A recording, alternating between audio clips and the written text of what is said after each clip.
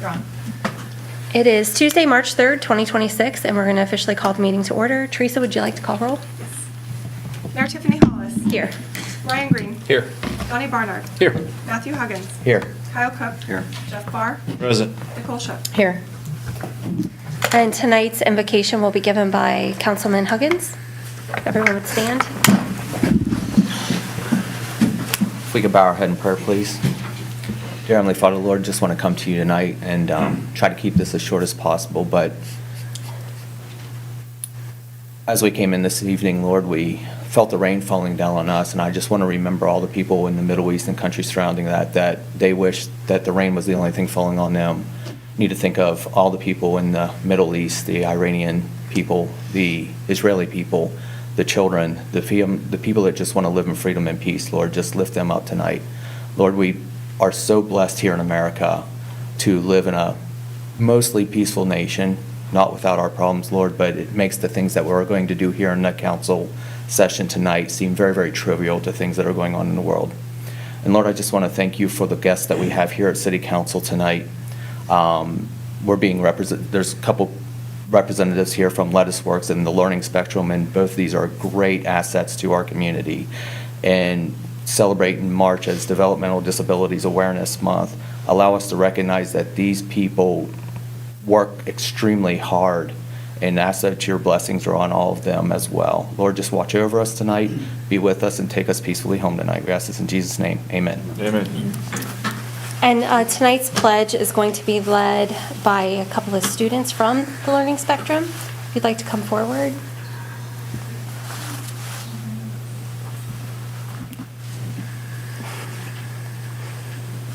Right there. Right there. Right up here in the middle. There you go.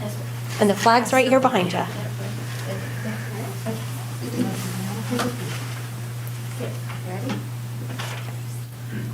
I pledge allegiance to the flag of the United States of America and to the republic for which it stands, one nation, under God, indivisible, with liberty and justice for all. Good job. I want to get one photo. Anna. Picture taken? Yeah, let's stand behind them. Thank you. All right, 1, 2, 3. Okay, thank you.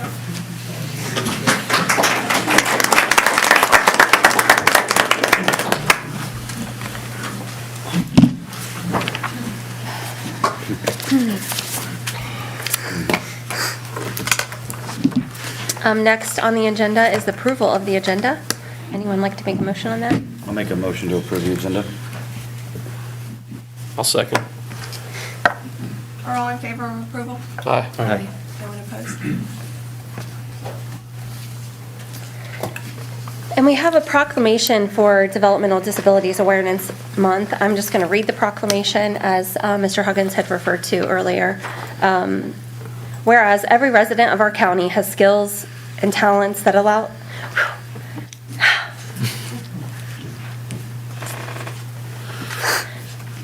Would you like to read this, Matt?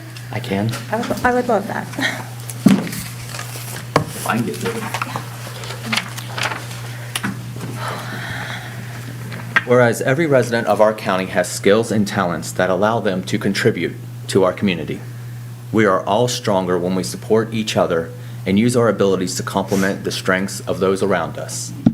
And whereas people with disabilities in our community are family members, friends, students, neighbors, and coworkers. Like all of us, they contribute to our community in many ways, while also relying on the support of those around them. And whereas when people with disabilities have access to the support and resources that meet their needs, they are able to live and work in our community, build relationships, and share their stories to spark change and challenge perceptions of what is possible. And whereas the Licking County Board of Developmental Disabilities, also known as LCBDD, encourages all residents, businesses, and organizations to learn more about the different resources in our community that support people with disabilities and their families.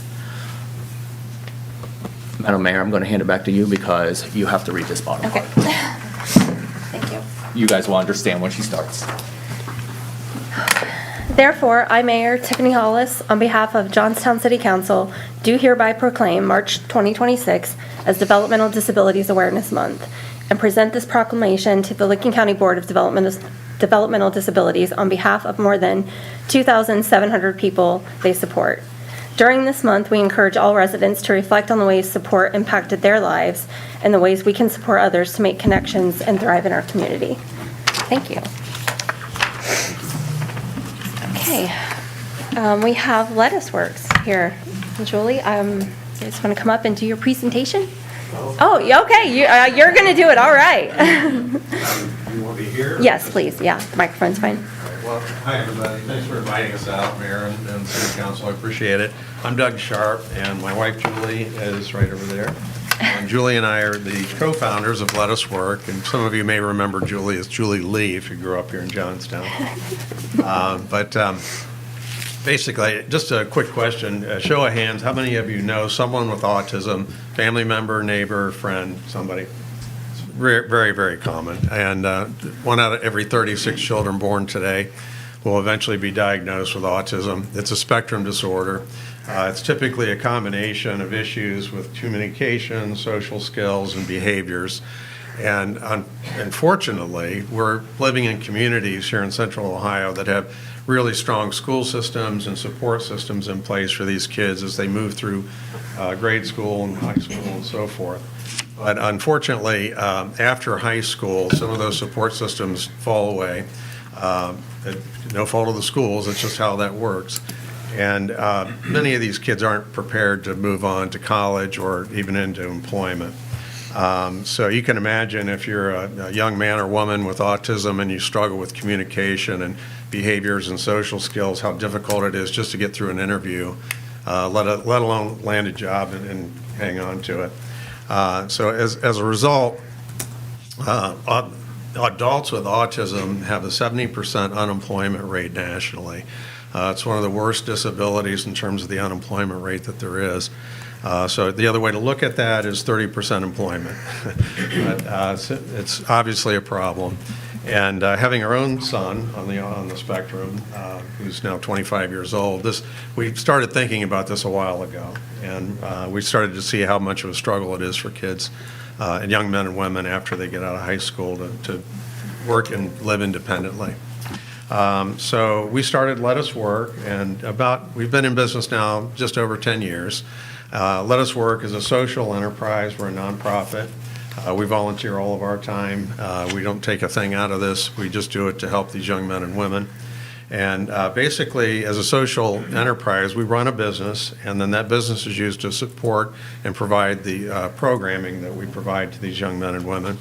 And we run a commercial greenhouse and retail nursery, which is out on Fancher Road. Yes, Fancher Road is now open, in case you're wondering, but it closes and opens it seems like randomly. But we operate a commercial greenhouse where they basically help us run the business. We try to fit them in where their skills and interests allow. The retail nursery allows us to also give them opportunities to build customer service skills and learn how to run a cash register. So there's a lot of opportunities for them to work on building a skill set that will be transferable to other types of occupations. I am happy to say that 68% of the young men and women that we work with do eventually move on to other types of employment, which is better than double the national average, and we would just want to continue to work hard on that and improving that number. So what we were here to do tonight is, first of all, make you aware of us and where we are and what we do. We would love to see you out at Lettuce Work this spring. The greenhouse and the retail store, basically we provide bedding plants, tons of planters. We're well known for our ferns. We're world famous for our ferns. Hanging baskets, shrubs, that type of thing.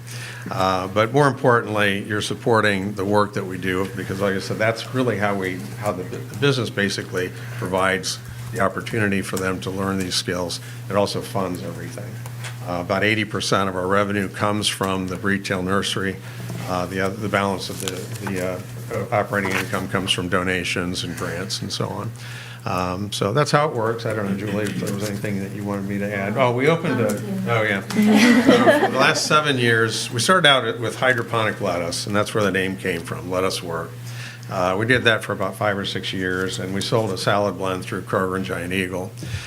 6 or so years ago, we kind of just tried the nursery stock, and that's what took off, actually. So we've converted entirely over to nursery stock. We just never changed our name.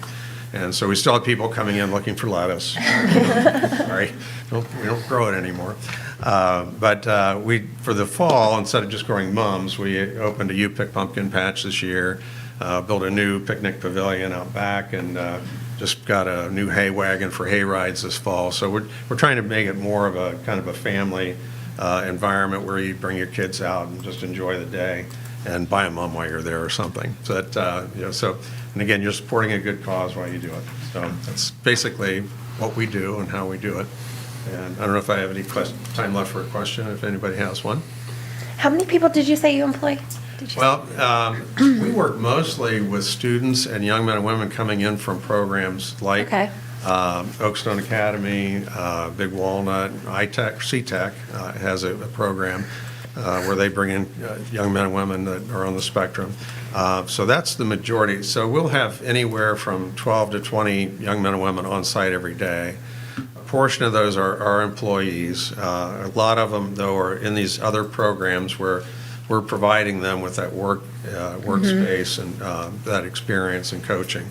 I like to tell people we're the land of second chances. These kids are doing something at least once a day that would get them fired anywhere else they work. And we use them as coaching opportunities and try to model the right behavior and let them practice the right way to either behave or respond or communicate, whatever the issue was.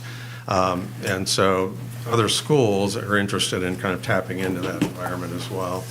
So that model works pretty well for us, because if we only worked with our own employees, it would be a fairly small group of people. But by doing it this way, we might have 6 employees there and another 12 students or young men and women that are in some other type of program. So we're very happy to cooperate with other types of programs to try to basically get these kids all moving on into independence as adults. Doug, do you want to share where they can find out about Lettuce Work? I know you guys are on Facebook. Sure. But any other socials? Yeah, our or anything? website's lettucework.org. Julie has some brochures she can pass around, or we can leave them on the table if you like. But if you look at lettucework.org, there are volunteer opportunities. It also describes employment opportunities.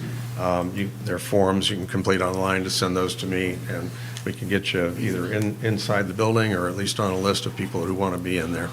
But that's the best place to go, really, is lettucework.org. And we do have a lot of opportunities. We have a lot of high school kids who come out to get their hours that they need to have, which has been great. The soccer team, we have the defense last summer. Well, the Johnstown men's soccer team comes out every year. It's just a part of their day, once a year. We get students coming in from Marburn, New Albany, Westerville. So we're a good place to do that. Right? We'd love to have more kids from Johnstown.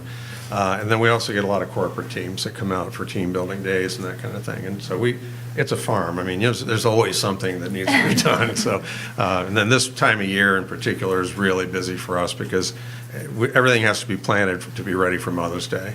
So we have just thousands of planters and hang baskets and so on that are being prepared right now. So busy time. But yeah, we'd love to have more volunteers, that's for sure. Does anyone else have any questions? Anything else? All right, thanks For all very you much. do. Thank you. Thank you.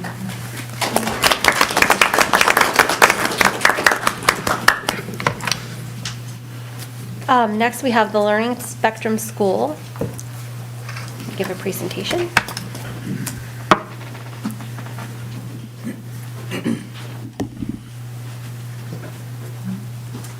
Hello, my name is Natalie Lindsay. I'm the Education Director at the Learning Spectrum. Been there for 10 years. This is Miss Mel, our high school teacher, and she's been there for 6 years, going on 7. Just really wanted to start off thanking Mayor Hollis for allowing us to come out this evening. She's been a huge supporter in the past of TLS, and so thank you so much. This is really and Mr. Matt Huggins. We should thank him too. This is really a huge opportunity for us. The Learning Spectrum has created quite their own little community where we are out there with the farm. But to be invited into the community of Johnstown is huge. The first program that we'll talk about is our education program. We currently have 62 children enrolled. We have been tasked with growing quite a bit next year. So we'll be bringing in a new modular and growing possibly by 3 classrooms, which may be looking to go towards more like around 100 kids. So that'll be huge for us. And I think what I want to say about our education program is that what we do is we meet our kiddos where they're at. And it helps build their confidence, and we make sure they're happy, and we make sure they're confident and that they're ready to go to the next step. And sometimes that's really hard to do in a public school setting. And so we're able to do that with our small groups and our education, our curriculum, our teachers who pour their heart and soul into every student, every classroom. Our students and our teachers are the heart of TLS. I've worked in many, many schools, had many wonderful experiences, but I am honored to say that I work at the Learning Spectrum, and I think Mayor Hollis can attest to the staff that we have pours their heart and soul seriously into every single student. They are our kids, and at the end of the day, we go home, we think about them. Our staff pretty much breathes and lives TLS every day. Our husbands, our wives, our families are incorporated in the Learning Spectrum. So that is our education program. We are looking to grow our transition program next year, and I'm going to let Ms. Mel talk about that. So like she said, I'm Mel Bojarzin. I'm the high school teacher at TLS, as well as I'll be in charge of the transition program as it forms and it grows. And I'm also the summer camp coordinator for all 3 of our TLS sites we have in the Columbus area.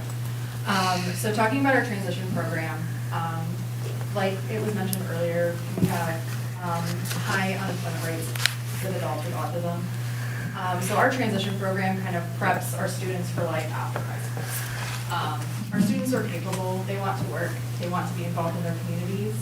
So this transition program, we really focus on 3 areas where we talk about, like we work on employability, social skills, and activities of daily living. So that would be like independent living situations. We really, our classroom is set up much like our K through 12 setup. We have small group setting.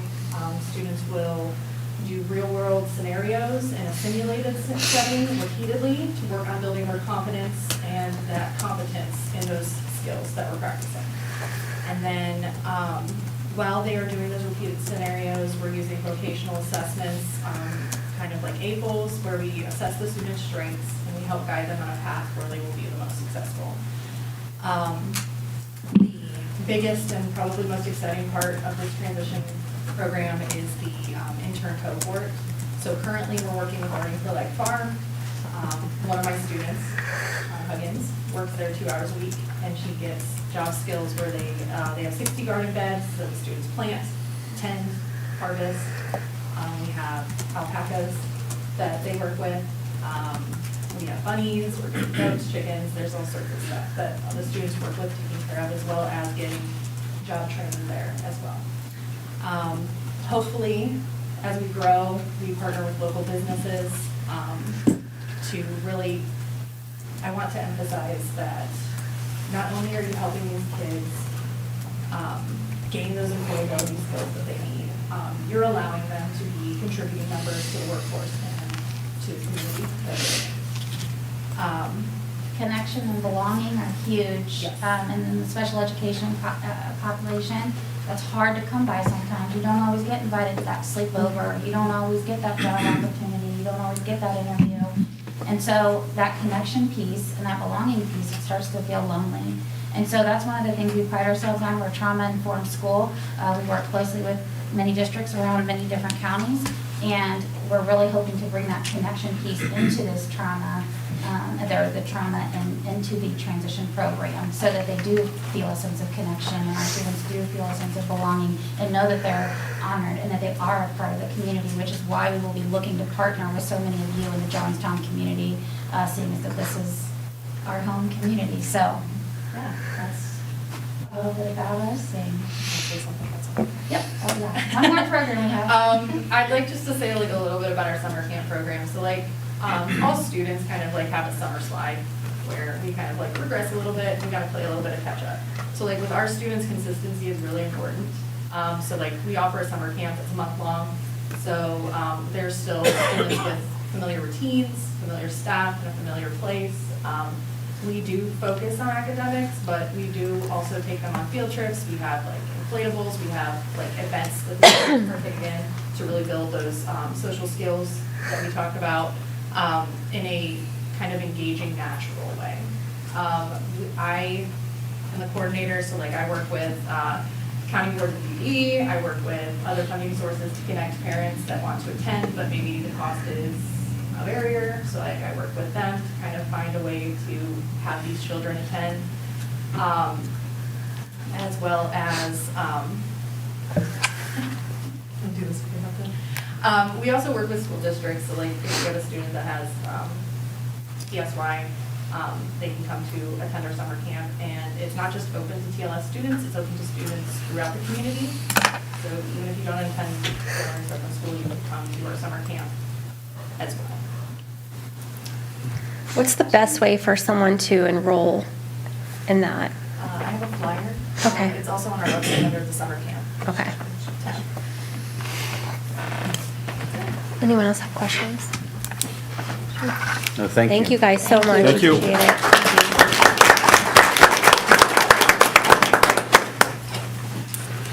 Next on the agenda, we have citizen comments on matters not on the agenda. You said you had 2 speaker slips? I do. The first one is Ann Evans.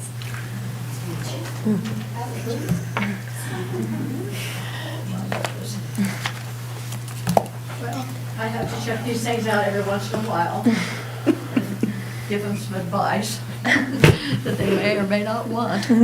But anyway, I have followed this for years, and for one thing, do we have a lawyer here for the town? He is not present tonight, no. He's not here, okay. Well, I'm here about that Perry Miles estate, that thing that just won't go away because it just doesn't get solved. And it's really important because the land value around here is so expensive now. And I was just thinking it today, it could be that this building could be out there on 62 when things grow. You just never know which way it's going to go, what's going to happen here. But there's 170-some acres out there that belong to the people of Johnstown. And I went down to get a copy of the will. I don't know if you can see it, but this is what you get if you get out to the courthouse, because they don't want you to see it. I mean, you can't really read it or anything. I'll be glad to have you see it.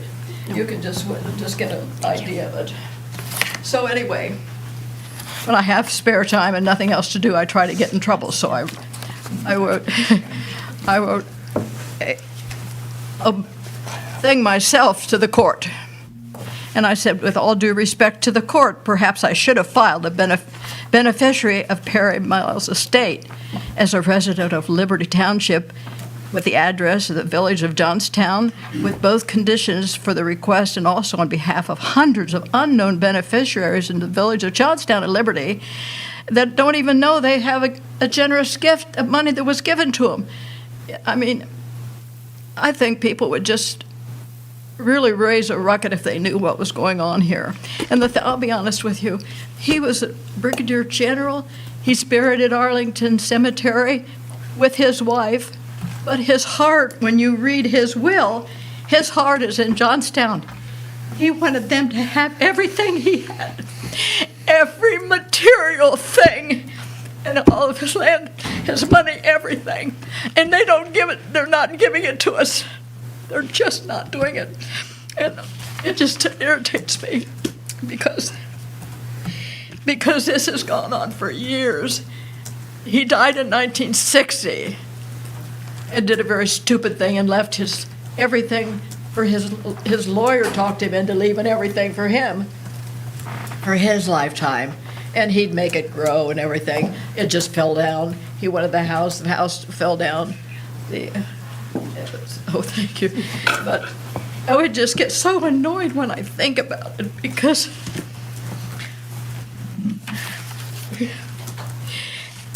I mean, if you read everything this man did as a brigadier, he's a brigadier general. I mean, he was in the First World War, the Second World War. He fought with MacArthur, everything. I mean, there's just everything. And then, so, anyway, as I was saying,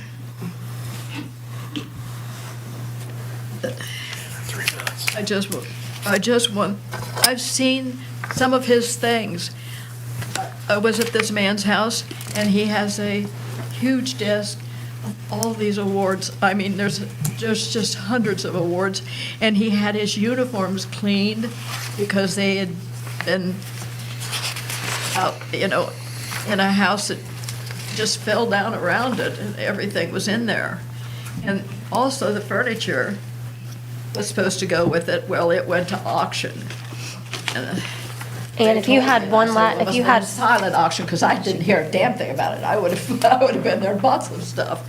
But anyway, so it just, but. And if you had one last statement to make about it, the 3 minutes is up. If you had one last statement to make about Perry Miles for everyone to hear, what would that be? I can't hear you. Oh, it's okay. You want to get it? We got 3 minutes is up. If you have one last statement to make, no. If you had one last statement to make, what would it be? I just want you to know, I'm fighting this, and I don't know who else we can get to do, or whether you have a lawyer that can check into it and see if you can gets what belongs to the town back. I don't know. But I just hate injustices like that. Thank you, Ann. Thank you, Ann.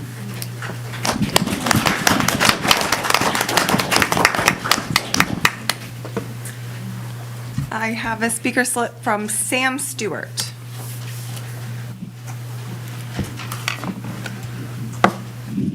Give me a warning. I'm gonna Give set myself a timer. Yeah. The timer's right in front of you. Okay, give me what I want. Yeah. Okay, my name's Sam Stewart. I live on 309 Bontrager Street, right down the road. I've been here since 2021 in the house. I was purchasing the house so Schwabach would build it prior to that. Now I'll start my clock. I'm here to talk about my concern with the decision process for leaving JAG/coalition. When I moved here, I realized very soon after getting here that development was coming. I just moved from Orlando, Florida. You have no idea what development is. You need to live in suburban Orlando, Florida, and then you'll understand development. I know. So when I started hearing about this, and then Intel came after I'd already purchased the house. I'm not complaining about what the house value's done, but it came afterwards. And I was starting to, look into what we were doing to try and organize the county. I was out of town on January 6th. I came back and found out we had made a decision to pull out of JAG on the first council meeting after the election. I pay attention to politics. I did not hear this topic come up at all during the election. I went and listened to candidates, I read the newspaper, and now all of a sudden we've gone like 180 degrees. I'll talk about the February 17th meeting in a minute, but when a guy calls it scorched earth, and I'm a history teacher, I'm having illusions of Napoleon and Hitler invading Russia, and when somebody calls something scorched earth, I go, wow, something's going on here. I did watch the video, and it looked rushed. I was like, why was this at the end of the agenda on the very first meeting back after an election, and we're doing something that goes 180 degrees from what we were moving towards in the first place? I mean, that just seriously concerned me. This influences this part of the county, not just us, but the surrounding smaller communities and the townships, and we're one of the hubs for that.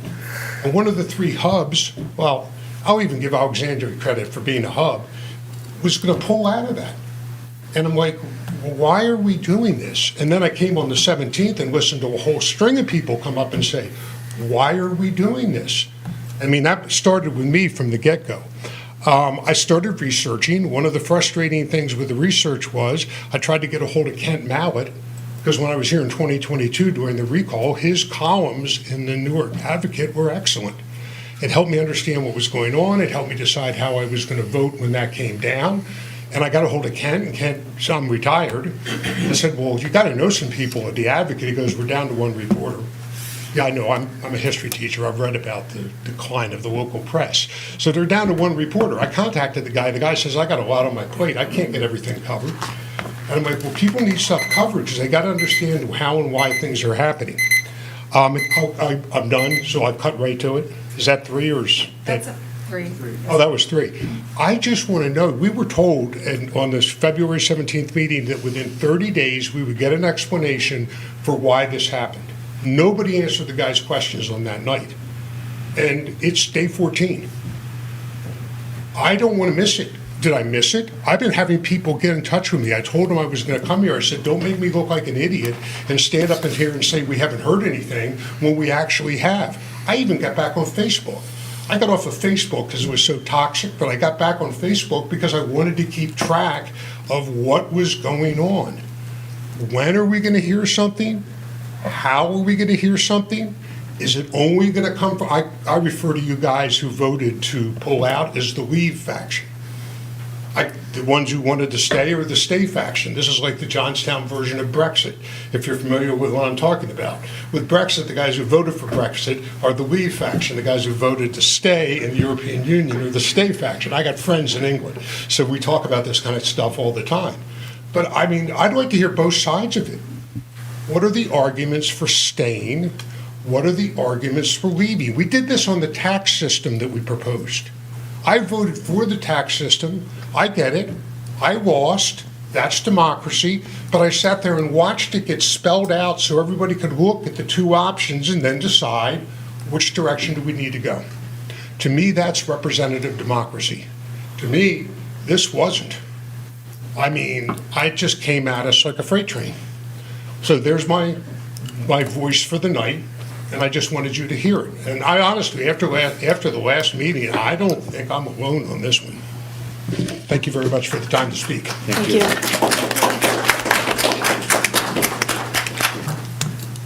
That is all the speaker slips that I have.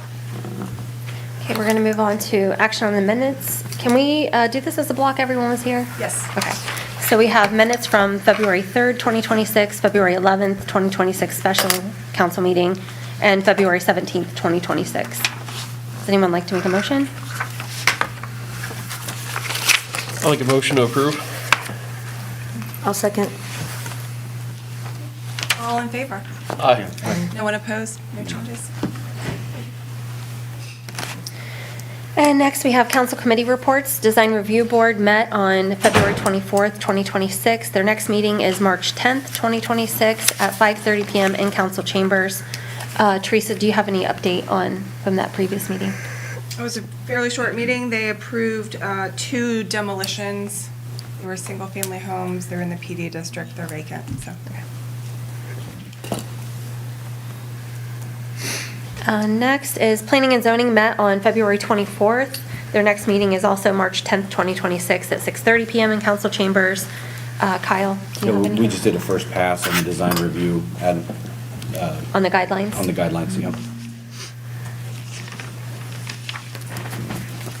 Facilities Committee met tonight at 5 PM. Ryan, are you the chair? That's Jeff. Jeff? We had continued dialogue with Jeff Zasbo and the representing the Legion.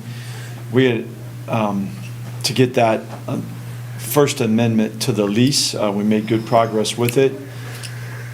We will work with Yaz on the legalese review, but I think we've found some common ground on a financial piece of it, if you will, which is important to them. And it's also protecting us, meaning the city's responsibility. So more to come on that. We hope to have it probably by next meeting to make a recommendation to sign that amendment to the lease.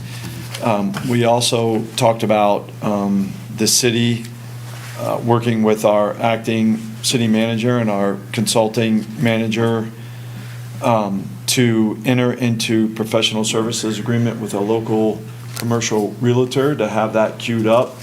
As you all know, we have a definitive time in this building that we need to find another location for City Hall. So having that realtor onboarded, that if an opportunity came available tomorrow and it was something that council wanted to move on, we have somebody that would represent us and ready to go. Mr. Deland also talked about reinvigorating the CIC. It could be how we could purchase that, would be the purchaser of a potential suitable site or building. So he is going to follow up with Yaz. We feel it may take a couple weeks or so to get that in place rather than months, and both the managers felt that that would be the best course of action to do. Sorry for the lengthy report on that, but it was important to No, know it the is. full It's details of it. important stuff. And the two managers will meet with and enter into that agreement, in the professional services agreement, make the selection. Council doesn't need, it would not be appropriate for council to be involved in that selection because it is a professional service agreement that the staff would enter into that agreement. And because there's no appropriation of funds, we don't need to authorize it, anything at that point in time as well. That's all. Safety and Service also met tonight at 5 PM. That one is me. That is you. Yep. Okay. All right, so we had a review on the honorary street sign applications that came before us tonight. So we took a look at those and made a recommendation to move forward. We're also going to continue to review our requirements for those so that we're making sure to honor the best of Johnstown. We also had our J2 well update on the well that is having some issues here in the city. We've got our updates there, and we'll continue to monitor and move forward appropriately. We had a review of parking on Maple Street near the Legion and Hannah's Park. So we'll continue to monitor that area as well as Oregon for parking during sporting events and other events in that area to decide whether or not we'll continue to park there. We briefly talked about tap fee and capacity study that we will be doing. We'll continue with that. That is every 5 years. We're a year behind on that. So we'll continue to make sure that we have the most up-to-date tap fees there. And we talked about our TAM, which will be a study that we'll do, and further conversation that we will do on a road quality throughout the city to put together a plan to realistically try to combat the issues that you're driving over every day. And that was the balance of our agenda. Rules Committee has not met and will meet next as needed, as well as the City Management Oversight Committee. Parks and Rec Liaison updates. Nicole, do you have anything for that?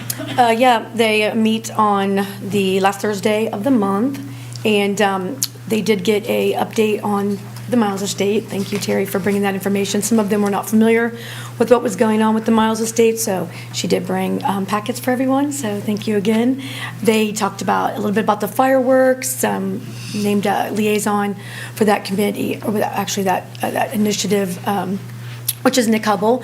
They talked about webpage, communication tools that were discussed. They discussed a community survey on how to get that out and circulated. And then Frank did a little bit of the JYAA and how Greater Johnstown Parks and Rec Board can give their support. So it was a great meeting. They're moving forward. If you ever get a chance to come, it's the last Thursday of the month at 6:30 here at Council Chambers. Okay, thank you. Next is Director Reports, Service Department. Jack? Thank you.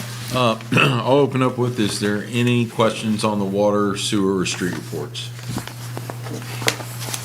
Okay, then I'll move straight into the Service Director's report. Item 1, just keeping you up to date. The new water plant construction is moving along. We've had some cold weather delays, and now we're getting into some rain. But we're still working and slowing things down. We had our construction plant meetings on the 12th, 19th, 26th, and the 4th. Majority of those conversations were about getting J4 well moved up in the schedules, and we talked a little bit about that in safety service. to have one of our permanent wells up and running at the beginning of the project versus the end. Item number 2 is an update on our wastewater plant. The designs, as I told you at the last meeting, were at 90%. We are currently preparing those plans to be sent into the EPA for their PTI review. What will happen there is we're sending our plans in. We call them 90% because we will get questions back from the EPA. We'll have to answer those questions and resolve things with the EPA, and then there will be at 100% design once we agree on that. At that point, which I'm going to guess it'll take about 6 months back and forth to get the questions and answers taken care of, then council will have to decide whether we're ready to go out to bid or we want to put them on hold for a little bit. Item number 4, we only had one leak in this last month. That was a service line on Crasson. It was a homeowner's side of the curb stop. That leak has been repaired. As we discussed in safety service, J2 is back in operation, but just as a backup well until we decide how we're going to do the final fix for J2. And just an update on council, we have 2 vacant positions at the water plant. We just put a posting back up. Teresa, I believe it's on the city website, and we have it out on Indeed as well. Hunting for anywhere between someone just wanting to get into the field for training up to a Class 2 operator. Are there any questions? All right, thank you, council. Thank you, Jack. Thanks, Jack.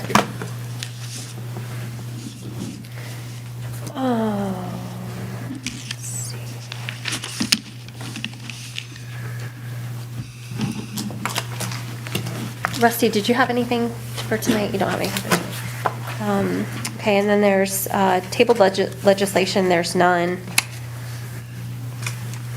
for tonight. Next on the agenda is an executive session to prepare for, conduct, or review a collective bargaining strategy to include all of council, Mr. Delandy, Rusty, and Mr. Riepenhoff.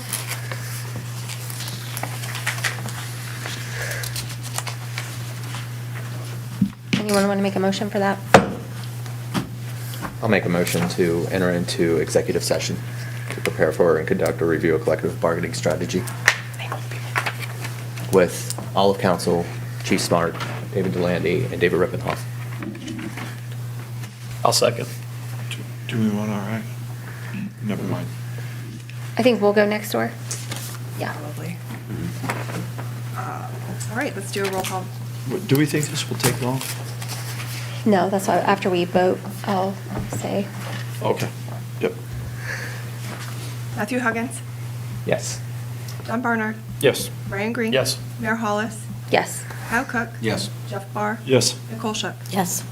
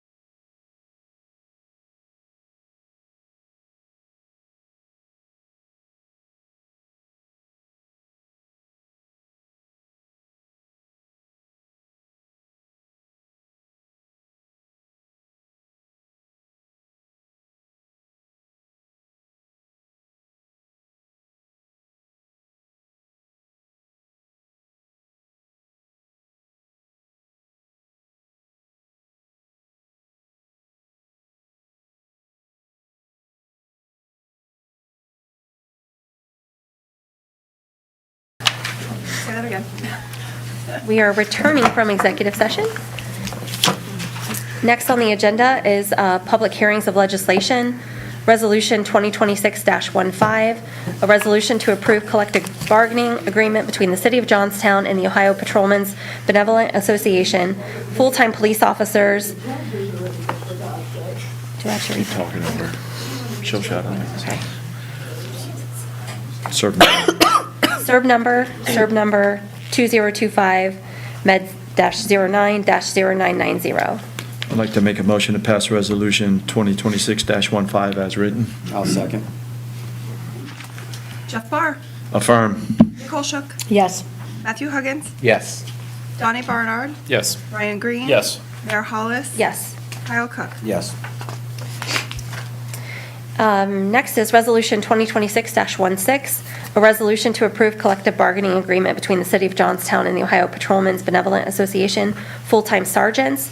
Serve number 2025, med-09-0991. I'll make a motion to approve Resolution 2026-16. I'll second. Kyle Cook. Yes. Jeff Barr, Affirm. Nicole Shook, Yes. Matthew Huggins, Yes. Donnie Barnard, Yes.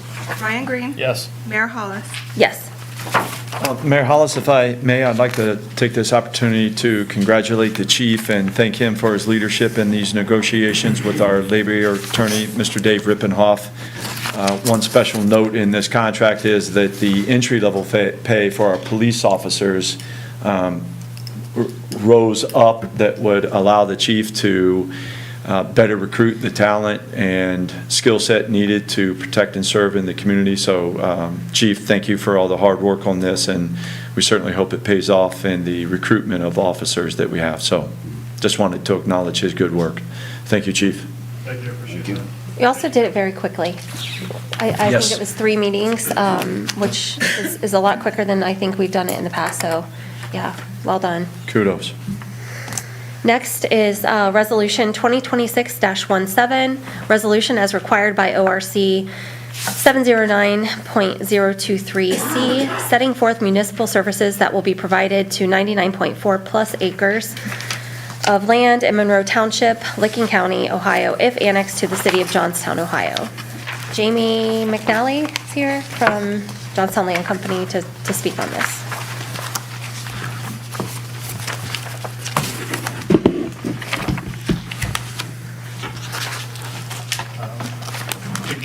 Council has the maps, right, for context. I can share the screen if you need me to, but, Yeah, if we could bring this up on the screen, just, we have a lot of people here tonight. I can look at it. I think it would help just to clue everybody in.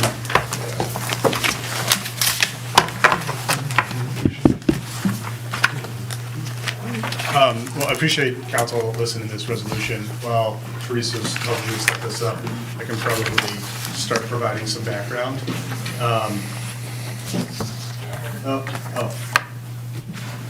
It's- Weird, right?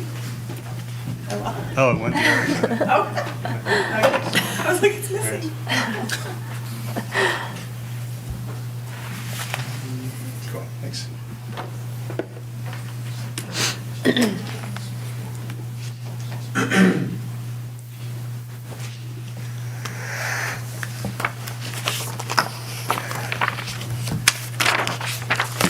I need cards. Start asking for 11 by 17 on all maps. Yeah. Maybe even Can we have 18 large print? 18 by 24. Or just magnifying glasses. Yeah, a whole sheet magnifying Yeah. glass reader. God, Jamie. Okay, so sorry, what's that? They want large print. From now on, 18 by 24. None of this 8.5 by 11, please. Yeah. I print too much in 11 by 17 because it's a lot. Your young eyes. You can pull it up on your I computer. was gonna say, I'm reading it just fine. You can pull it up on your computer, Jeff. Okay, you can, I can Pull it up read on your computer. I don't have it in front of me, but thank you. So just as a reminder, there's two separate issues that relate to each other as well. The first issue is talk about water and sanitary services to serve this proposed annexation. The next topic we're going to talk about is road maintenance, but we're talking about the same proposed annexation. So let's start with the water and sanitary and service agreement. Oh, no, we got it. We got it. I just got to slide it over. Not TV's not cooperating, so That works.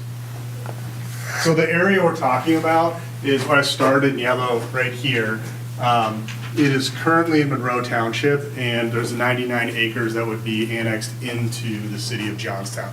That annexation request has been filed. We're currently in the waiting period. As part of the annexation, one of the requirements by the county engineer is for the city of Johnstown to say if the annexation is approved, if the applicant decides to go forward with the annexation, and if the city approves the annexation, the city would provide sanitary and water services. So tonight is not about guaranteeing water service, it's just saying if we continue down the path, this is just one step in a series of conversations we're going to have over the next few months. So right now, the city's corporate boundaries. So,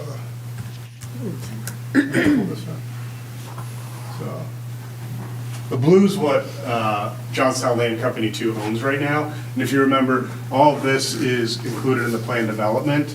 This area in red is what we're talking about today that could be added as an additional sub-area as part of the PD.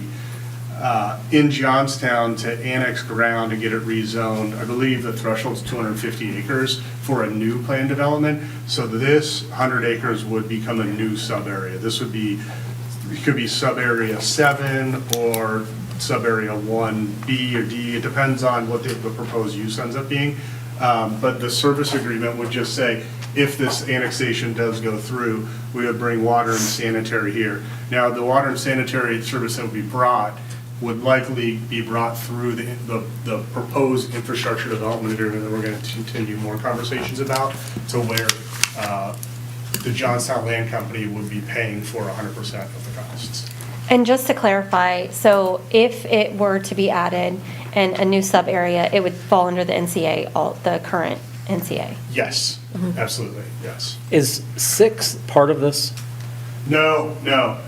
There's actually some AEP, I think owns some of this, owns this parcel now. There's currently no conversation to annex this into the city of Johnstown. So this is actually kind of an outdated map. And we're currently not planning to annex 10 as of right now. If you notice, 10's not even really eligible right now because it doesn't touch the corporate boundary, but. But in the future, if this was annexed, it would be, correct? But it would be eligible, yeah. It's also inside of that, what is it, the 1.5 mile radius? Correct, yes, yeah.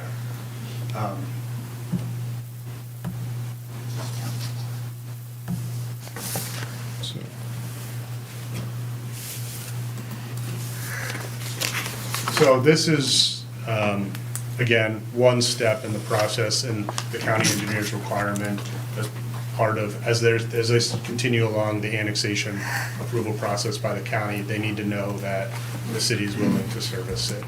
Now, these water and sanitary lines will likely be constructed by the Johnstown Land Company, but then owned by the city of Johnstown and maintained by the city of Johnstown. The exact routing of the water and sanitary is yet to be determined. We've engineered the water and sanitary, really everything east of Clover Valley. This west of Clover Valley section is kind of phase 2. And you said this is a 2-part process, so this goes with our next resolution on here, 2618. That's correct. So with 2618, that obligates us to take care of the road inside of that area. Yes. Similar conversation with, as a county requirement, they didn't know if the city would be able and willing to maintain the road. Would that be upon annexation? If the annexation does end up going through. Now, we could pull the annexation for some reason, or the city could also say, we don't want to proceed with the annexation. But right now, we're just saying, if we continue down the path, that the roads and the water and sanitary will be in place. And this was similar to what we did with the Khyber Run property. Correct. Yep. Where, yeah. Which that's is actually no a perfect longer, example. right, which is no longer happening from what I've understood, but potentially. So my concern is with the next part of this, with taking care of the roads, and obviously the current condition of that road, it's closed. It's pretty bad shape. So in order for us to take over a road, typically from a developer, most housing developments, if we took over a road, we want a final condition where it's, serviceable and we can start working with it. And obviously, we talked about a road budget earlier tonight. We are very tight on that. Should we be pushing back on the trustees, the township, because if That's what I- if you look at the map, So- It's a county there's road. only So it's a county road. Clover but- Valley? That's not Valley's township? county road. It's a county road. Okay. Yeah. County road. It's a county road, so my question is, before we inherit that road, Should we get can it we fixed? get that? Yeah. And I'm just talking out loud here, but I'm talking about whoever is involved, there's a lot of people involved with that There's road. so much Can we get it going back on to a with- condition where it's serviceable? Because right now, some of the holes and the traffic that are gonna continue to pound that road, it's gonna be awfully tough for us to do something feasible. Yes, now, for the section of Clover Valley to be maintained by the city of Johnstown, Is that small portion? like, we, or the city, we don't want anybody making decisions in isolation. Right now, ODOT's studying how to improve the six-point intersection. And we feel like there's a light at the end of the tunnel where they're gonna be able to make a decision on the design. And how that dictates the future of Clover Valley and the construction, that'll, I think will be a trigger point too. Because we've been working with the Licking County TID as well about potential Clover Valley upgrades as well, because this is part of their scope. Jamie, that was held last week at Monroe Township, where they were there, and correct me if I'm wrong, were they not off of 62, meaning Clover Valley, those homes across from the site? Wasn't the preferred option is to kind of make it a cul-de-sac to the site? There were, I think there were a couple different schemes. I was not at that meeting. Right. But I think one scheme had at least a roundabout, or there were a couple, like one had a series of roundabouts and Right. one had I'm talking about as you come, here. yeah. Oh, if Clover Valley came up here with a cul-de-sac? I think it was the one where it goes, it diverts. Do you know what I'm talking about? Have you seen that version? It's just a cul-de-sac here where the road. They were gonna shut the road Because they down. were gonna. Yeah. They were gonna make it a dead end. A dead Oh. end, But a there's cul-de-sac. 6 different areas that are being projected right now, and I think about us making this its own project. And I think in the next coming months, they're going to have, discussion. So- with so- everybody in the but area. the point is But there's- Clover Valley to be determined of what's going to happen of it in the near Right. future. I don't know if But the wait to see what that council is aware plan right now, is. but that section has been closed for 2 weeks. Yeah. Right, and that's what I'm saying, because of the I don't know condition. if council knew that or not. Yeah. I know you brought that up. I took a drive down there just to take a look at it. I saw some comments from the public, so I wanted to take a look for myself, went down there. It's in rough shape, and I mean, based on the condition of our roads up here, I don't know what I can realistically promise down there. So I'm hoping Yeah, nothing. Yeah, We really don't have anything. being polite. Gravel. before Gravel. Before the annexation and zoning is finalized, we have a little more clarity on the routing, the timing, and the scope of what Clover Valley is going to look like long-term. So, that one, the water and sanitary, in my opinion, is a little more low-hanging fruit because we can control that a little bit more. The Clover Valley, working with the TID and ODOT, I don't say it's out of our control, but we. Well, and we're only getting half of that road according to this diagram, so county has the other half, so we have to work with the county, the developers, all the above to try to get something done. And realistically, I know this business park is gonna be great in the next 20 years, but we can't promise that business will be there earning us an income Yeah.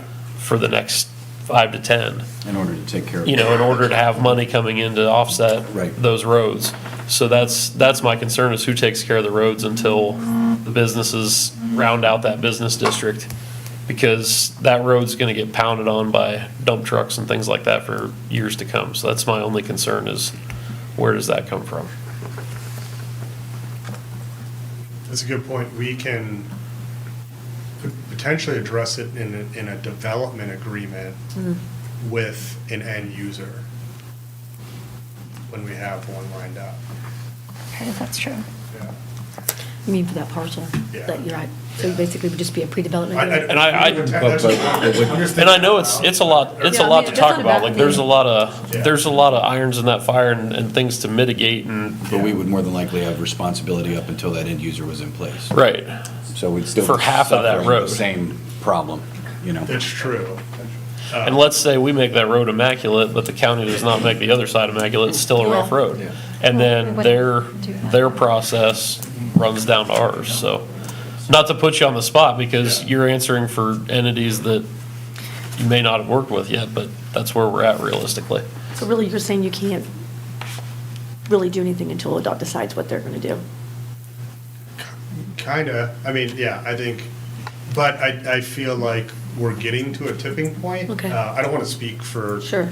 ODOT or the TID, but I feel like I know that there's been series of meetings, and I think they're getting close to. It does seem like Clover Valley is on their list of top priorities Yeah. to figure out, so we should. But if the annexation gets pulled, this Clover Valley Road thing's gonna get pulled too.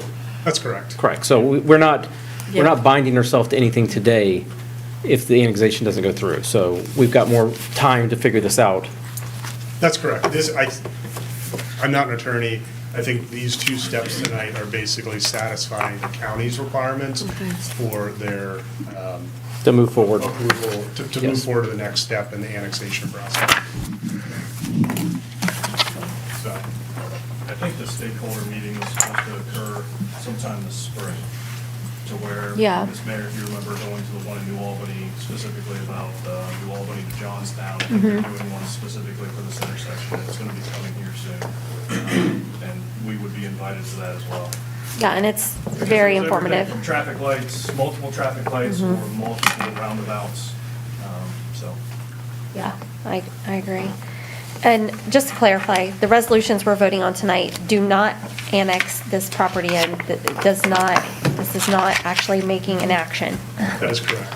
Well, I shouldn't say, It is. yes, there's Yeah. technically, legally, it might be an action, but it's, in no way is the city or the property owner committing to the annexation. I just wanted to clarify that for everybody. Does anyone else have questions for Jamie? Okay. Thank you, Jamie. Any comments from the public on this matter? Sure. Yeah. Up to the mic.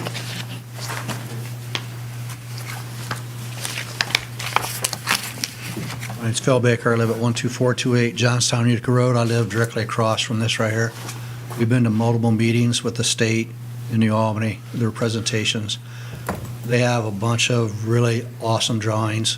The engineers said they have zero funding, period, none. And they don't even know when it's going to come through.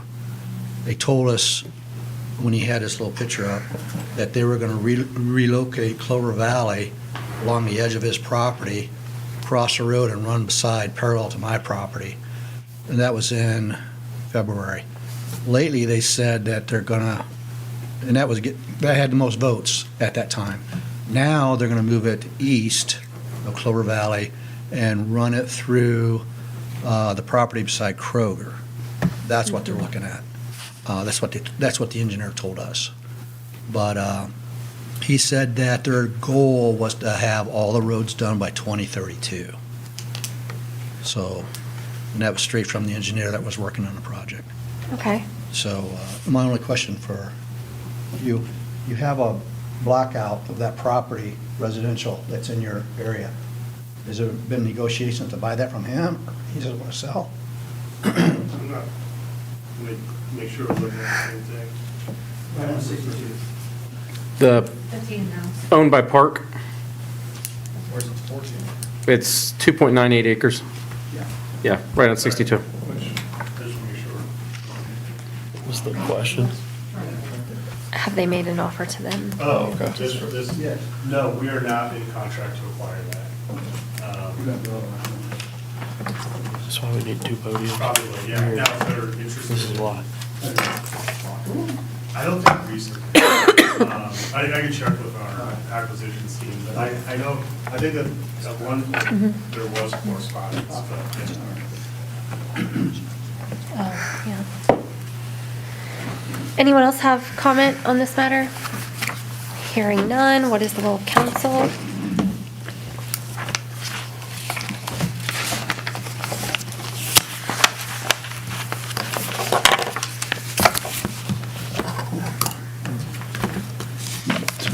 I'd like to make a, well, I gotta find my. Is there any further discussion, from council, on logistics or? My concern on roads was answered. I'll make a motion to pass Resolution 2026-17. Second. Johnny Barnard, Yes. Ryan Green, Yes. Mayor Hollis, Yes. Kyle Cook, Yes. Jeff Barr, Yes. Nicole Shuck, Yes. Matthew Huggins. Yes. Next is Resolution 2026-18, a resolution providing maintenance of a certain portion of Clover Valley Road, which is what we just discussed. Anyone have public comment on this? I know that's what you just talked about. Hearing none. Council, have any comment? So with this, I know we just, in theory, accepted that annexation, but with this, can we have, if we pass this tonight or don't pass it tonight, I want to have more discussion on this at a certain point to see what we're actually inheriting and what a feasible plan for the future is. I think we can do that when it comes up for the final annexation, that we can decide if we want to accept it then or not. If there's not a plan for the road, then we can take that consideration if we want to do the annexation or not. So in reality, when would that final annexation conversation happen? This will go to the county, Yeah. and then the county commissioners will vote to approve it, and then it will come back to you. Approximately, how long does that take, Teresa? It's a process. Yeah, it is a Yeah. process. I don't think it takes that long, maybe 30 days. Okay. It's 60 days with a waiting period. Okay. Plus the city meetings, but we would probably also want to align whatever the end proposed, like zoning would be, and figure out where some areas would be. Okay. So I'm thinking probably closer to end of summer. Okay. That'll give us time to take a look and Mm-hmm. see what we can do realistically on those roads. Yeah. Yeah, and with Clover Valley, there's one scenario too, like, I'm sorry, I didn't mention the name. Bill mentioned, that Mr. Except mentioned, it's, the TID was starting relocating Clover Valley too, through 100% of the parcel that would be annexing.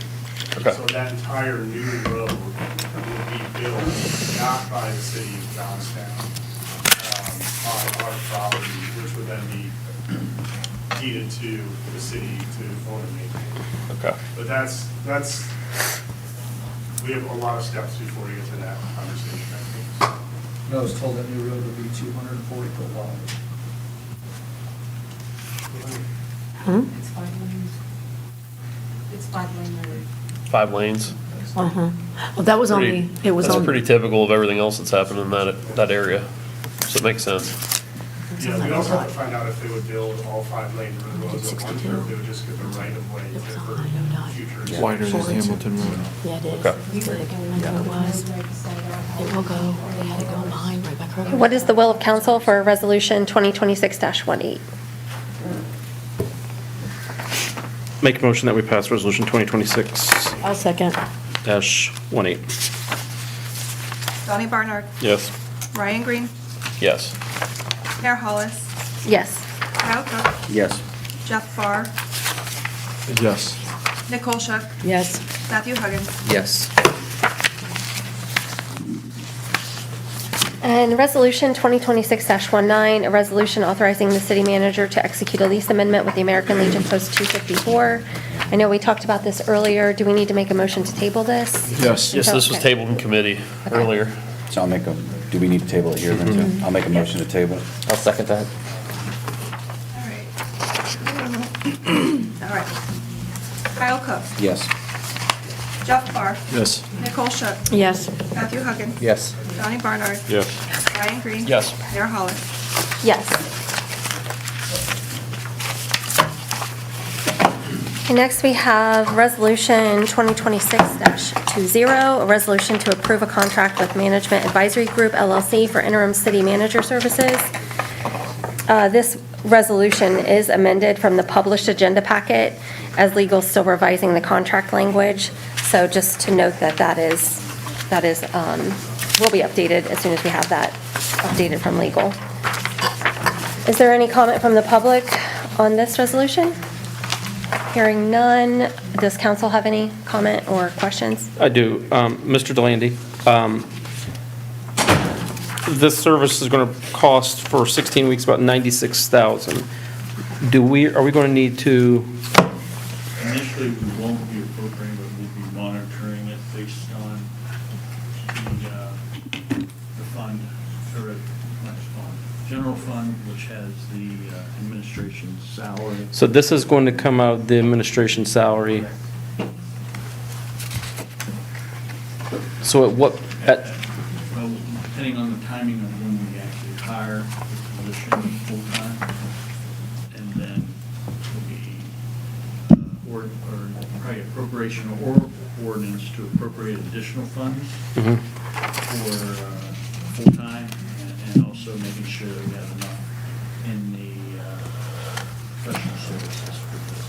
So This will come out of professional services. this part is going to come out of professional services? The severance came out of the salary Yes. bucket, and then the search is coming out of the professional services. Okay, so we're going to have to, We'll have to reappropriate funds.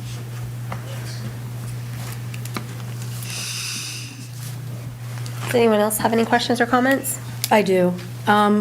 So by approving this tonight without a set contract, or without the actual contract, because it's still being looked at by legal, are we going to have to come back and vote again on the contract portion of it? Because I'm confused. I've just never heard of voting. Teresa, I'm sorry. I was speaking with our law director before the meeting, and he said to add the section 1 that you have in front of you, that you authorize the city manager to sign an agreement with MAG, Management Advisory Group, for interim city manager services.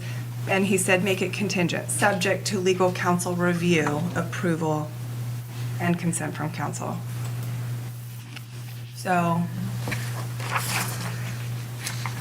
so make this resolution.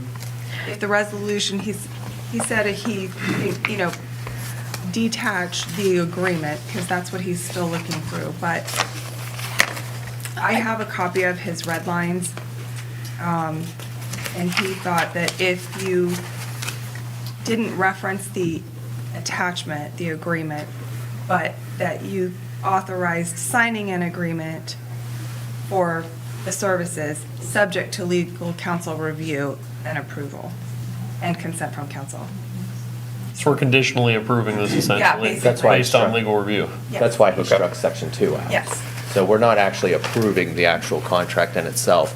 We're just approving, allowing Mr. Delandy to go ahead and enter into this agreement with MAG LLC to start the services, and then it's all going to have to come back to us once the contract is finalized for us to say yay or nay on the contract. Correct? You can do it No, that it's- way, but I don't This think is there's a giving us, requirement for it. this is giving Dave Delandy the opportunity to consider, to go forward with this contract. To So be we're total- approving in theory, With legal counsel. with legal counsel, yes. Yeah, once Okay. he reviews it and puts the blessing on it. As acting city manager, he could also enter into this contract without a resolution. This is. Yeah, it's professional Yes, services. it's professional Right. services, so he's well within his Purview. duties to go ahead and enter into this contract without us doing any resolution. Yeah, it's kind of a formality, put it out in the open. Does anyone else have any comments or questions?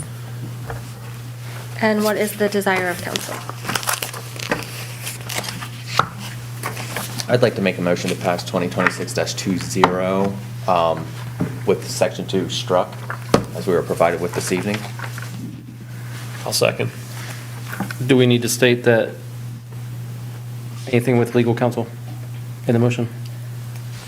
It's written into the resolution now? Yeah, I provided an The last sheet. updated, Yeah. amended, I struck to. Subject, okay, I see it now. Section 1 wasn't. Thank you.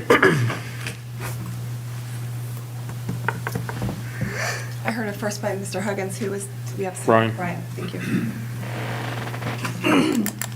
Matthew Huggins, Yes. Donnie Barnard, Yes. Ryan Green, Yes. Mayor Hollis. Yes. Kyle Cook, Yes. Jeff Barr, Affirmed. Nicole Shook. Yes. Motion passes. Next, we have Resolution 2026-21, the following final resolution enacted by the City of Johnstown, Ohio hereinafter, referred to as the Legislative Authority Local Public Agency, or LPA, in the matter of the stated described project. I need to find.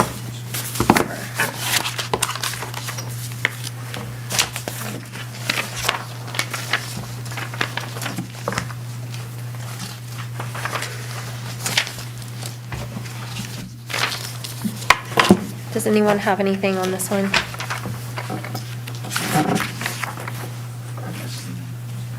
Who's bringing this forward? Dave, do you have anything on this one? Do you want to explain a little bit? Asked, and also, we've been putting the funds away, like 67,000 into a specific fund to pay for this. And we do have the funds available to take care of this. And this is the 37 Main Street intersection project. Pershing Drive. No, this is. Leafy Dale. Leafy Dell, I'm sorry. Yes, you're right, Leafy Dell. 37 Leafy Dell, Pershing Drive, resurfacing. We've been saving for this, and we have it, and appropriated in our 26 fiscal year budget, So the total cost of that project, our portion. also, we're bearing 100% of the cost, and then they're going to take out whatever funds they can get, and we're on the hook for the difference, correct? And there was a application for an OPWC grant for this one too, and so we should be hearing about that very soon. So there is a chance that it could decrease. Right. Right, so we're just saying, we're gonna try to find as much money as we can for this, but whatever the difference is, the city is on the hook for it. And we have that appropriate. Okay. Is there any public comment on this matter? What's that? Do either of you, yeah, Jack, you want to go?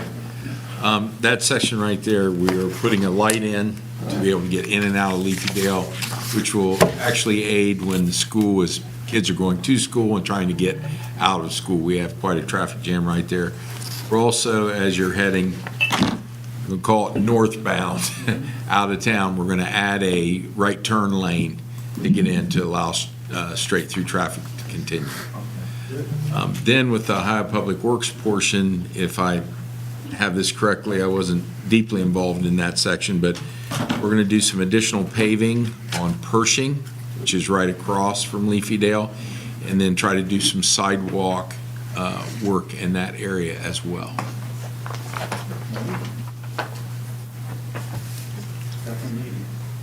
Oh, yeah. Does council have any comment or questions? Hearing none, what's the will of council? I'll make a motion to approve Resolution 2026-21. Second. Kyle Cook, Yes. Jeff Barr, Yes. Nicole Shook, Yes. Matthew Huggins, Yes. Donnie Barnard, Yes. Ryan Green. Yes. Mayor Hollis. Yes. Next, we have Resolution 2026-22, resolution to approve an agreement for an on-call planning and zoning services. Dave, do you want to talk any about this, or? Yeah, this This, obviously, our planning and zoning with MKS, okay, and then Trevor, who handled the reporting and stuff, actually he's left and went to American Structure. So for the time being, we went into agreement with American Structure that Trevor and their whole team to assist with the zoning issues and continue to work with the PNZ. And we still have the RFQ open for planning Yes. services. So this is just kind of at that, filling in that gap. And it creates in that transition. continuity Yeah. till we find the next group, which is great. This can be terminated when we decide to terminate. Yep. And we have a limit up to 50. Which essentially, it's the same contract we had with MKSK, correct, for services? It's just Yep. transferring it to American Structure Point where Trevor went. Is there any public comment on this? Mayor? Yes. I think we also have an open purchase order with OHM Advisors to kind of serve as redundancy for planning purposes, if I'm not mistaken. I believe so. I think that was due to, yes, I think we do have the PO, but it was, I think we ended up hiring them because there was conflict of interest between MKS. KSK in New Albany. I just wanted to make sure council remind that we do have that if, because this was on call, if for some reason not available, we have a backup. We do have a for contingency planning plan, services. yeah. That's all. Just wanted to point that out. So one question that I do have, we have MKSK that was currently working on a few projects. Have we clarified yet how long they will hang around for those specific projects? I emailed the principal, Christopher Herman, today, so I'm hoping, I put OHM and him in the same email. They're supposed to Okay. have a catch-up meeting. Okay, and we have EMH&T until the end of March? Yes, and there's, same with that, there's a few projects they have, as far as some reviews and stuff, and you sent an email to them too, for them to meet and get together. Which is nice, because we're going to have some overlap there, and then we have redundancy, as Jeff mentioned, so we're well covered on the planning and zoning aspects there. And my understanding is, and I'll step in here, I've been talking with one of the engineers over there, they're going to complete the projects they're in the middle of, even if it runs past the end of March. Also, I've set up a meeting with EMH&T and Ferris for tomorrow, so we can go through each one of these projects. I think you're probably on that meeting as well, Dave. So I can get a grasp of each one of the meetings, or each one of the projects that's going on, where we're at, who we're handing it off to, which ones EMH&T will follow clear through, which ones will be handed off to Ferris, and where the end point for each one of those projects is. Okay, perfect. What is the will of council for resolution I have a 2026-22? question, actually. For the hourly rates that they have here, do we know where Trevor falls in those hourly rates? I do not, Okay, like group leader, project manager, senior manager, or planner, staff. Gotta be one of the top ones. And you said basically they were just going to honor the same pricing that MKSK had? No, I'm not aware of that. No? no. Okay. This was their pricing, I don't know. But it's just going to be a very similar contract to what MKSK had? Oh, so that should be the rate. Imagine Trevor Okay. came in Excuse me? pretty similar. Did you say planner? No, I'm asking where Trevor falls in this hourly wage. Okay, but it will be similar then to what he was doing before. So he's going to be coming in, he's going to be, from a planning service side, he's going to be reviewing what we're working on, giving his recommendation Planner. And it would be from his knowledge and expertise of how things should go. That's basically what he's going to be doing. not a group leader. Yes, One of those previously two. he provided staff reports when we needed to send applications to the design review board or to planning and zoning, so he would do those. He would do the, currently we don't have code enforcement officer, so he or another staff member is going to be reviewing the permits that are coming in until we can get that position hired. Additionally, we aren't required to pass this by resolution. Dave, again, as acting city manager, is able to enter into this contract without council's approval.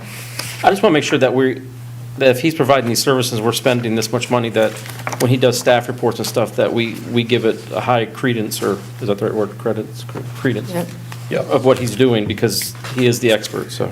Yeah, well, and that's one of the reasons why I think that it would be beneficial to have. Oh, no, I 100% Yeah, I agree. think I just don't want to staff- ignore what he says. Yeah, and staff and pay him all that money. staff, design review, and zoning all felt more comfortable when he was here, and so I think this will help to bridge that gap.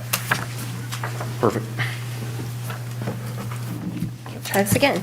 Resolution 2026-22, what is the desire of council? I'll make a motion to approve as written. I'll second. Brian Green, Yes. Mayor Hollis, Yes. Kyle Cook, Yes. Jeff Barr, Yes. Nicole Shook, Yes. Matthew Huggins, Yes. Donnie Barnard. Yes. Next, we have introduction of legislation. We have none, so we will move on to other business. And I'm actually going to go first tonight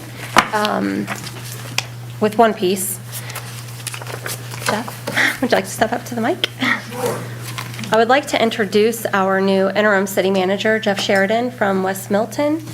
You want to give a little tidbit on yourself? Sure. I've been a city manager for more than 35 years. I've worked in 3 different states, the last 5 in the state of Ohio. It's a much better environment than some of the other states where I've worked in, and I'm very excited about the opportunity here in Johnstown. We are happy to have you and look forward to getting started. So do I. I'll be back Monday morning. Okay. All right, thank you. Thanks, Jeff. Thanks for coming all the way from West Milton tonight. Okay, so other business, Nicole? I don't have any, thank you. Okay, Matt? Nothing this evening. And Jeff? I had a thought. Can you come back, Mayor? Sure. Sorry. Donnie? Nope. We do have a public comment back there, Oh, sure. waving at us. More than one? Okay. Glad you could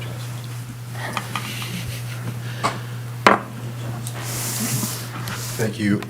Jesse Koppel, 184 South Main. You guys are in contract with JYA for a property transaction where you guys are buying 8 acres and giving them a half an acre, $150,000.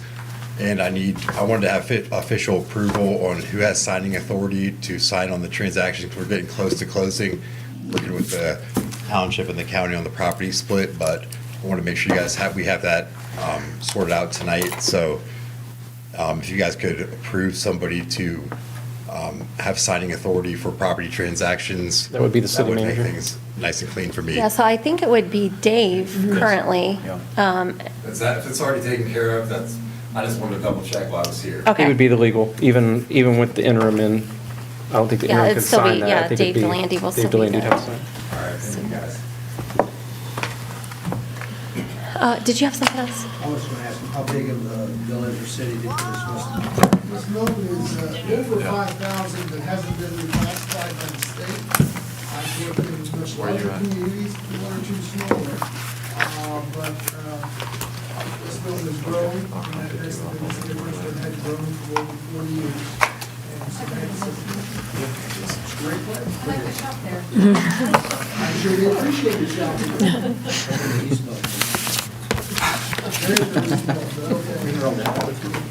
Oh, they knocked out water.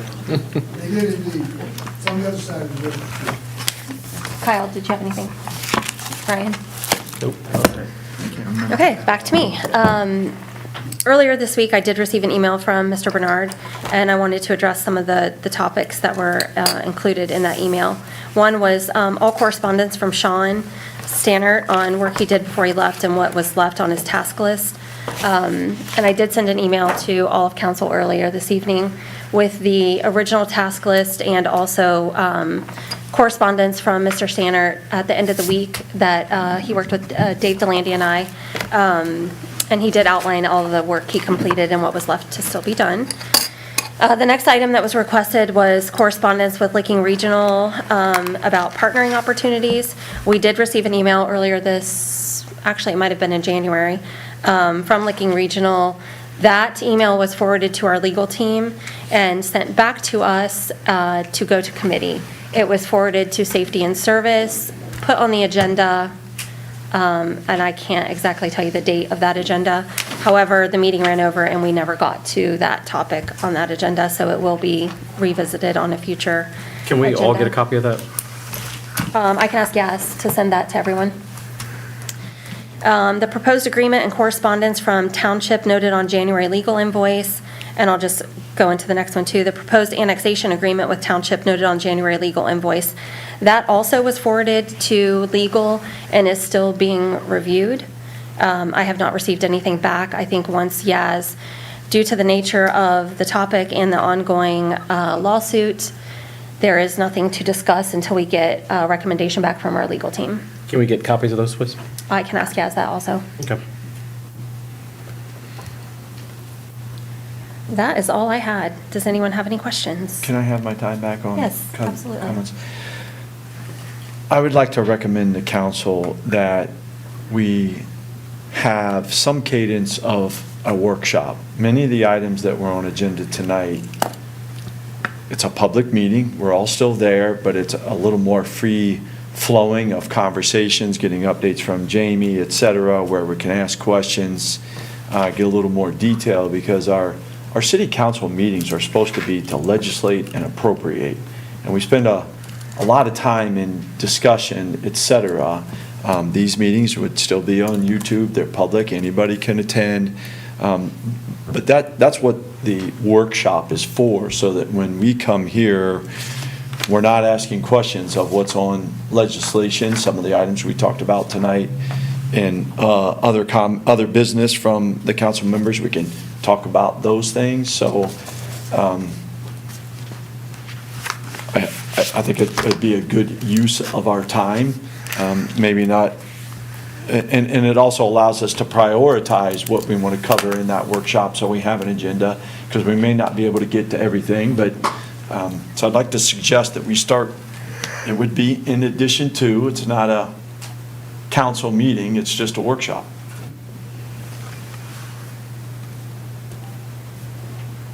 Do you want to try to schedule something? I would love to. Yeah, okay. Do you want to do that right now? I would love to. Okay, let's do it.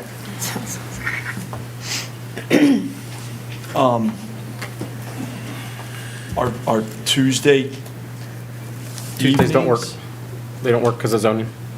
Yeah, that's right, every other. Thursday?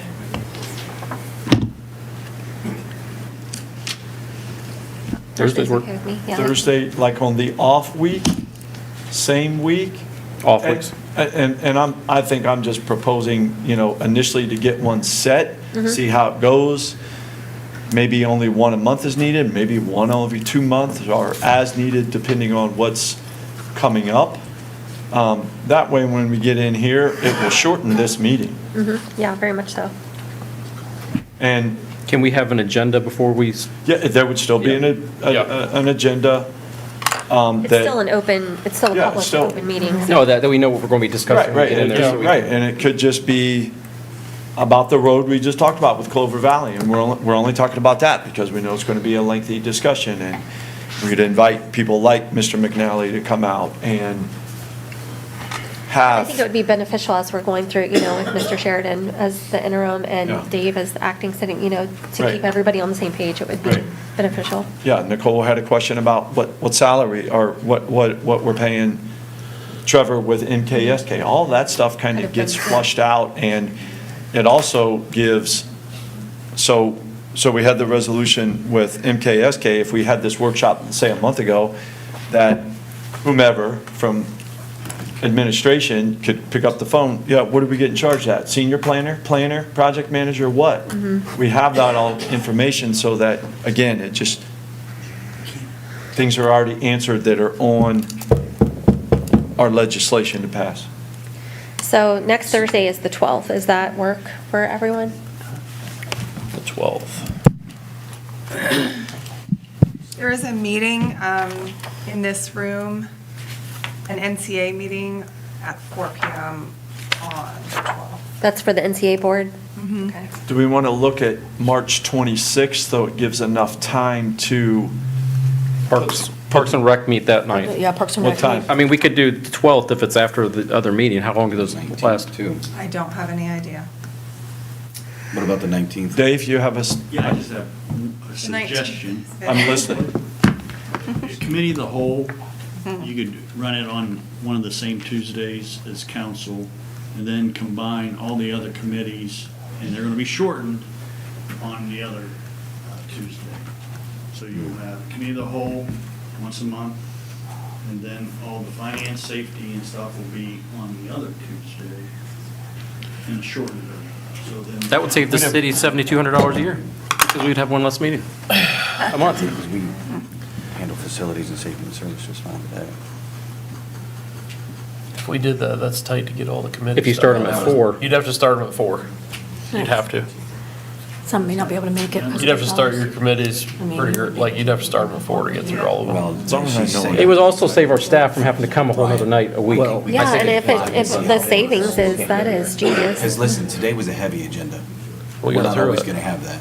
I like that idea. We got through it too, though. We got through it. I say if we do a 5 for facilities and safety and service at 5:30, we can do What, that. are people available earlier than 5? Well, that's what I brought up. I mean, there are gonna be times, I know, Nicole, you work outside the city, I work outside the city.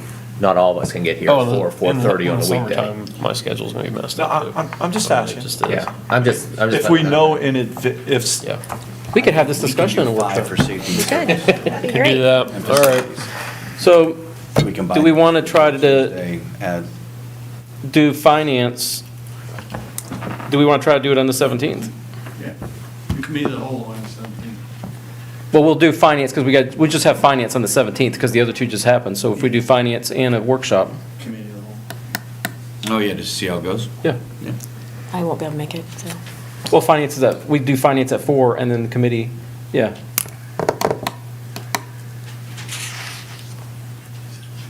So 5 PM on the 17th. We could do it on the 31st, too. Are you saying move finance to 4? Hey, well, this month, let's do it on the 31st since it's We could do it on an extra 31st, week. too, and just do it on our day. the 31st? That defeats the purpose of the savings, though. It is, but the next month we can get it right. We can discuss this more and plan it. Okay. I won't be here. Wait. Never mind. So, listen, We're you trying. can do it on the 31st, that's We're okay. trying. You can do it on the 31st. You're all here, how about tonight? Yeah. You can do it on the 31st. I can, whatever ends up on agenda, I can put a narrative together of my thoughts, whatever the case may be. I'm going to be out of town. Let's do it on the 17th. Do finance at 5 for half an hour, On the 17th? and then do 5:30 committee of the whole. I'm good with that. I mean, You can't do I'm it. gone on the 17th. I'm It's gone. like that scene in The Replacements where they have a huddle and they keep. It's a regular council meeting. We have a regular council meeting that day. well, if we do it, I don't think there's anything out there that's controversial, whether it's a day I'm not there or a day that Nicole's not there, but just to get it going. And if we have the agenda, Yeah, the If a agenda's set on council ahead of member time. is If you not have able to comments meet or the concerns, committee, you can they can- supply. Yeah.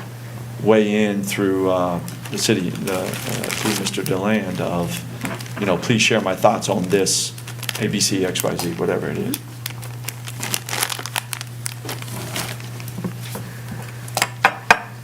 So the 17th? Yep, works for me. Okay, so 5 o'clock finance committee.